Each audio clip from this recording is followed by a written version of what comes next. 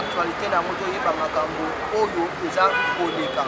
C'est bien votre humble serviteur José William, le million de la presse, mon ami Boutsoye. Oyo alaka toujours wana mona musana na bino akitaka partout mpona kozwa bino ba information nalobi bomakenga vraiment ya trop ngayo nasina kozonga. Et merci à maman qui est Joyce la confiance à pesinga les sous ya kozonga na internet ya kozonga les sous mpona kozwa ba information. Merci na équipe technique mobimba ya Kelly Joyce balobi tolobela makambo ya mboka na biso tolobela likambo oyo ya marche ya muka balobi basi na kosala violence balobi non esengeli to marché malgré gouverneur asali na kopekisa bango abi non opusa yango le 17 mais bango bainsistaki basala yango mokolo ya mercredi kozalaki le 15 basili na komarché na teti naza awa na mwana mboka oyo aza mpe citoyen azali moto alobelaka makambo ya politique alobelaka lorsque ça va pas ye mpenza alobi akokufa mpona mboka soki esimbi te esengeli aloba nakosenga na mon réalisateur afongola mpona zwa invité na nga ya mokolo ya bonjour monisa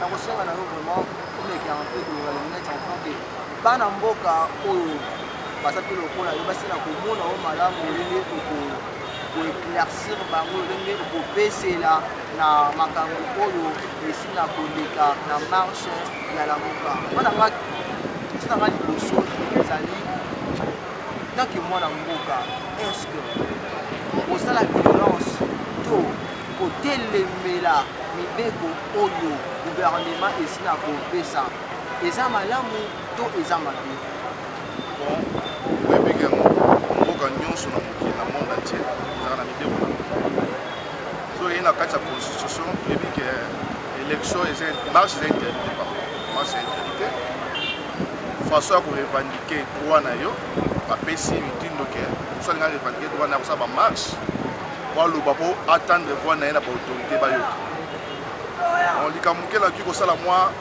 mise au point na likambo etali marche ya le 15 ya mercredi oyo fayulu na mboka asalaki matin fayulu na mozitu na bato na ye marche ezali mabe te ape azali citoyen congolais nayebi ke soki namoni makambo ya mboka ezotambola bete tokomarche marcha mpona mboka oyo bandaka tolaki na baopposition ba udps wana etie tshisekedi alaki vivant papa marcha tozali na bamatin fayulu bazalaki bafandeki une famille lelo fatia yoke na pouvoir martin fayulu atikaki na opposition bazalaka famille parce que baza bato baobunda mpona mboka pays moko te ezanga opposition na mbona tie so oyo aza na pouvoir yeba mosu oza libanda oreconnaitre yango mais eloko esalamaki ezalaki ndenge nini martin fayulu je pense ezali le 3 septembre oyo abandaki propagande na ye il faut basala marche le 15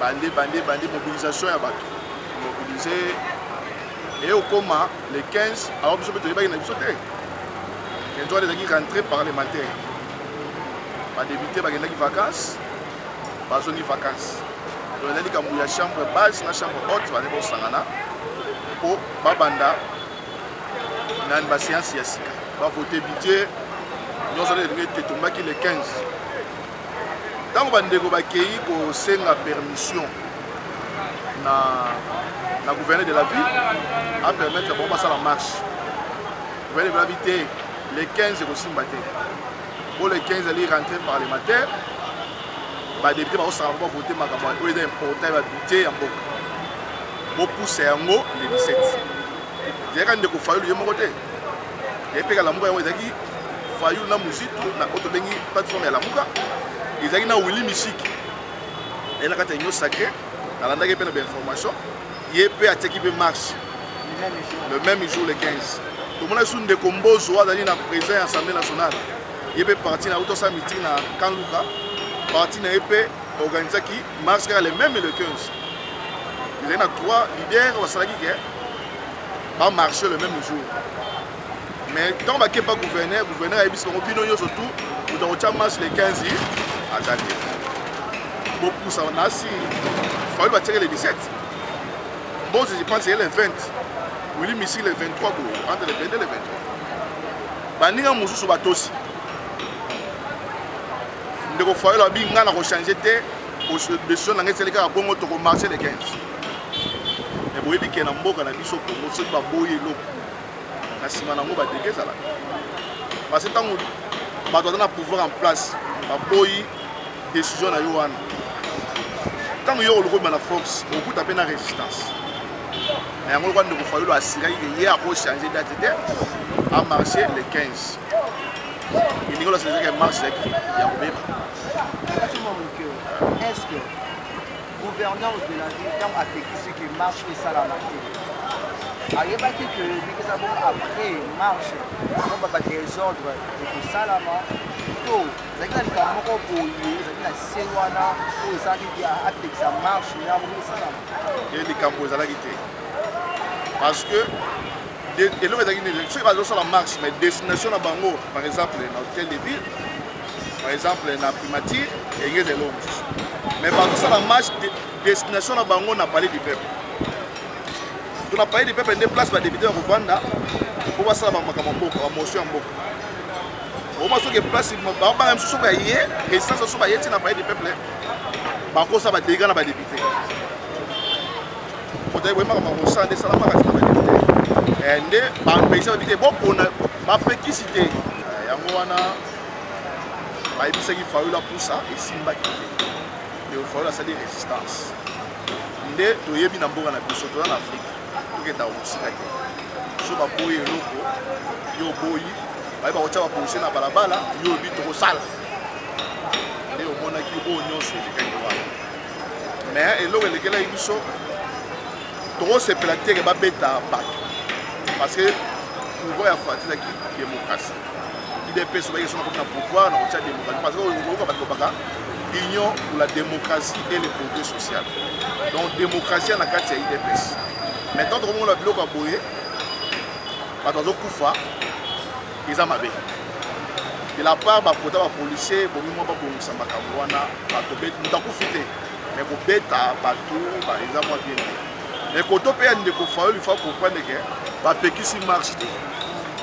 Les gens au jour. Ceux qui ont respecté les jours, qui ont salon des autres, nous allons fixer les 15. Dans les 17, il va bien passer. Mais il y a Boyaki, il y a un moment où nous sommes des autres. Moi, ceux qui les lots, la marche là-bas, les gens de Salami, Bakoufi, Bazoki, les gens qui ont fait. Est-ce que makambo ya bongo biso bana mboka tona posa ya kini na mboka na biso bana posa makambo evanda misala ekoma malamu social evanda ndoka bongo bon de kofala biga ça dans les têtes secrètes na ngai na limite parce que genre ya opposition wana ezali bona les têtes secrètes l'opposition moko radicale et est-ce que l'opposition radicale oui mais ezali pona ba dictateur bazali na pouvoir Mobutu, aujourd'hui Kabila, a aussi la Oyali. Mais Fati, c'était démocrate. Azo Kabé Batou, il faut que les Kamabonis. A quoi il y a un pouvoir, il y a radicalisme. Il faut un pouvoir, il y a un Kabé Baninda. Bon, il y a un CPI. CPI n'a pas de rapport avec les terroristes, les dictateurs. Mais ça n'a rien à voir avec la marche. On marche CPI en salle. On va dire que ça la marche, le CPI pour aller au Koufa. CPI, c'est parce que on préparer ma tout Koufa. Il y a un ouana, mais ça me passe à dire merci de profiter. Sur les côté musulman qui est journaliste mon il y a actualité.cd ou azali correspondant à RFI na RDC. Il y a des moutons menacés qui est mais pour le moment je traitement bien.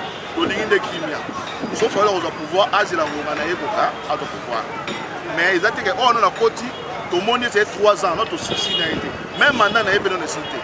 Mais tout le monde pour y avoir notre confiance dans le mandat. Ceux qui ont dit que si nous avons un mandat, nous avons fait ça. Mais dans plein mandat, toujours ba menace na candidat président eli ngaboye boboy et to pe la chance sera à comment maintenant calendrier nzambe ko za président république un jour pour voter awa au président de la république. Merci beaucoup pour la répondre pour la mission Jean-Marc pour la mission. Merci de votre journaliste. Za toujours ni kotambola kosola na bana mboka concernant marche oyo la mboka olenge pe et créer ba trouble et créer ba désordre mona mboka bote na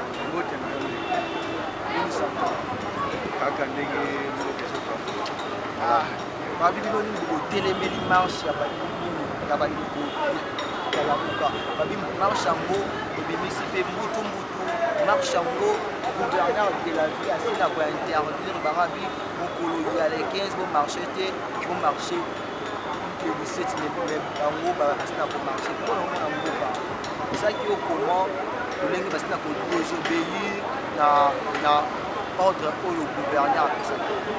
Merci ndeko eloko nakoloba likolo ya marche wana ezaki nga naza personnellement contre marche na mboka na biso esengeli bamarche ya bongo ezala na bonne cause eza te bamarche moko ozotambolaka mpo bato batambolaka ezosala bien te nga nalingaki nasepela soki ndeko Fayulu atambolaka na bonne cause yake ndenge tozolinga makambo ya barama kala rama ezotungisa biso makasi bazokata biso baunité ebele donc nalinga nasepela soki ndeko Fayulu atambolaka mpona babiloko neti barama wana elinga esala bien ke kotambola na babiloko moko boye d'abord na marche na ye ayebisi biso netuma eloko nini atamboleli te na kati ya marche tokomona azoloba makambo ya basi ya Félix Tshisekedi makambo ya bandako ya bashekoko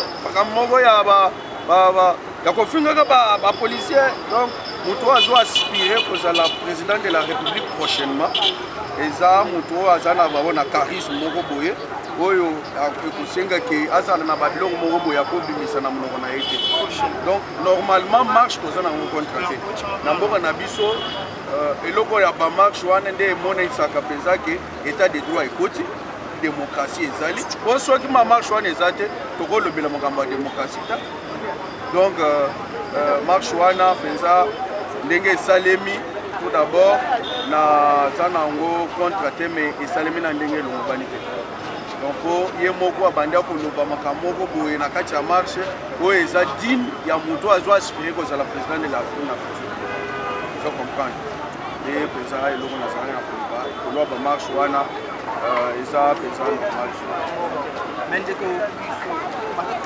asilongi na CPI ke ndenge eza bongo soki désordre ebimi eza motu ya faci est ce que marche wana ezalaki moyen moko ya kokitisa mokonzi ya mboka ya kosalaki mokonzi ya mboka alors nini ezalaki te ngai personnellement na makambo etali marche wana kokotisa mokonzi ya mboka na babiloko neti ya bamarche wana namoni ondire kokitisa ye na se po niveau ya ndeko Fayulu emonani ke aza na niveau moko ya se mokonzi ya mboka aza mokonzi ya mboka biso nyonso na ndeko Fayulu mpe aza na se mokonzi aza mokonzi na biso nyonso na ndeko Fayulu alors neti biloko neti ya ba CPI wana tomonelo ntina moko bakosondela omoni bamarche wana eza bamarche moko omoni babiloko neti bakangi baminduki na kati ya ndako ya ndeko Numbi bafoto moko ya bato oyo babomaka kala eza na ndako ya ndeko Numbi donc eza babiloko moko akokaki kosalela bamarche yango wana donc po biso nyonso esengeli tozala nsima na ye po asala bamarche po bato Numbi abomaka eza bandeko na biso bakongolais donc baminduki oyo eza na kati wana eza baminduki oyo koservir na este po babundanga bitumba sikoyo ye azobimisa bamarche moko d'abord premièrement mpona glissement elikambo ya glissement eza te Félix Tshisekedi moto asala glissement te bandeko ya église nde bato baza na makambo na maboko na bango bakolobaki bango nde bazoluka glissement donc ye aza Félix aza na likambo ya glissement te aza likambo ya fraude te po tokomi nanu na ntango ya élection po baloba fraude te donc eza babiloko ebele na mboka na biso oyo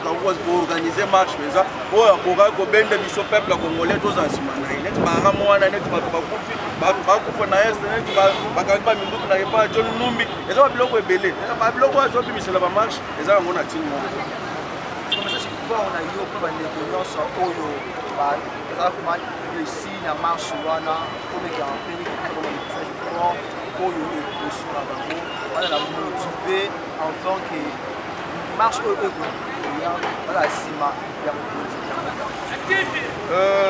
mpona bandeko na biso nyonso oyo baza nsima ya marche oyo nini basilikaki lolenge mwa desole ebimaki parce etamaki parce que nous sommes basiliki eza vraiment content peut-être fort ezali mpona kofortifie bango lisusu baleka nini espérer na makambo okolongo bakosa te mpona bandeko nyonso oyo basilikaki ndenge desordre ebimaki na marche nakosenga bango boye marche eza bien mais esengeli kozala na cause na bonne cause oyo ya kosalela marche basalaka marche kaka mpona kosala te marche basalaka mpona bonne cause mpona cause oyo eza général donc bato nyonso bazala nsima na bino basalaka mpona bahaine moko boye te donc soki prochainement marche ekozala tomeka nanu korefléchir marche oyo eza mpona nini eza mpona intérêt na biso to eza mpona intérêt ya moto azomema biso na marche mpona intérêt na ye personnel te soki ekozala mpona intérêt général ya biso nyonso peuple congolais en tout cas nakosenga ke bango bazala mpe nsima ya bamarche wana mais soki ekozala ke marche bazoorganize mpa motu mpona koprépare candidature na ye po abima abosana biso en tout cas nazomona ntina kosalela marche yango. Merci pour moi pour répondre à l'écho la mission. Pour s'abonner massivement à Kelly Choice TV, vous serez Richard Nord ici. Aucune dengue, madame Boko, c'est la pointe de la marche Oyo. Et c'est qui n'a pas ça, moi des autres, c'est n'a pas ça qui va tout. Monsieur Azoki, monsieur Souba, Bakoufi, Mokonzi Amboka, ça va Mokonzi Amboka. Lorsqu'il y a ici, c'est les boutiques. Quant à moi, je vous dis bye bye.